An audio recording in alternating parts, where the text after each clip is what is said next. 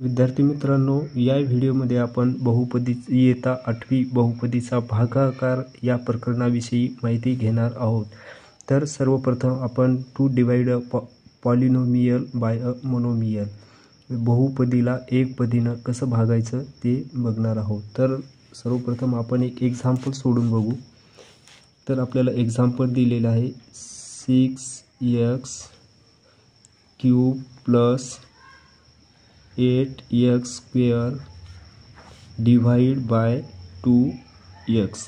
आता ही पॉलिनोमियल्स म्हणजे बहुपदी आहे आणि ही एकपदी मोनोमियल्स म्हणजे एकपदीने आपल्याला बहुपदीला भागायचं आहे। जसं आपण भागाकार करतोस त्या पद्धतीने उभी मांडणी करून भागाकार सोडवायचा आहे। तर आपला डिवायझर काय आहे 2x आणि dividend 6x cube plus 8x square. तर आपल्याला सर्वप्रथम काय करायचे, डिवायझर घ्यायचा आणि हे जे फर्स्ट टर्म आहे पहिला पद, हे पद डिवायझरनं आपल्याला, आता समजा आपला डिवायझर काय आहे विभाजक 2x बरोबर।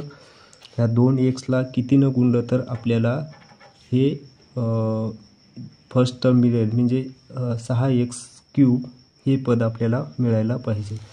तर आपण काय करू, सुरुवातीला आता इथं आपल्याला 6x क्यूब पाहिजे। तर आपल्याला हे नंबरचा विचार करू, 2ला 3नं गुणल्यावर आपल्याला किती 6 मिळेल, म्हणजे बेत्रिक 6 आणि xला कितीनं गुणल्यावर x क्यूब मिळेल x स्क्वेअर। म्हणजे आपण 2x या डिवायझरला कितीनं गुणलेलं आहे 3x स्क्वेअर। मग ते जेवढ्याने गुणलेलं आहे ते आपल्याला भागाकारात लिहायचे 3x स्क्वेअर आणि आपला गुणाकार मल्टिप्लाय किती आलेला आहे 6x क्यूब। त्याच्यातून आपल्याला मायनस करायचे 6x cube minus 6x cube 0।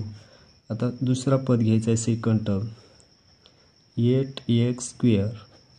तर आता आपल्याला डिवायझरला किती न गुणलं तर आपल्याला गुणाकार किती यायला पाहिजे 8x स्क्वेअर। तर आता 2ला कितीनं गुणावं लागेल, ज्यावेळेस 8 येईल 4 आणि xला कितीनं गुणलं तर आपल्याला x स्क्वेअर येईल x। म्हणजे आपण कितीनं गुणलेलं आहे प्लस 4x, म्हणजे भागाकारामध्ये प्लस 4x लिहायचं आहे आणि आपलं जे गुणाकार आलेलं आहे ते ह्या पदामधून मायनस करायचे 8x square. 8x square minus 8x square 0। तर या उदाहरणामध्ये आपल्याला आपला भागाकार किती आलेला आहे, dividend DIVEND dividend 3x square plus 4x आणि आपली रिमाइंडर किती आहे रिमाइंडर किती आलेली आहे 0।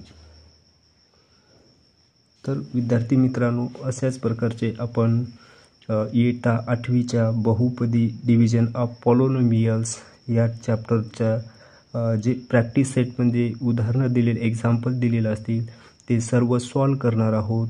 तर आपल्या या TR मॅथ क्लास या यूट्यूब चॅनल सोबत राहा, चॅनलला सबस्क्राईब करा आणि जर व्हिडिओ आणि तुम्हाला जर एक्झाम्पल सोल्युशनची पद्धत आवडली तर आपल्या मित्रमैत्रिणींना शेअर करा। तर विद्यार्थी मित्रांनो, पुढील व्हिडिओची वाट पहा। आज आपण येथेच थांबू। धन्यवाद।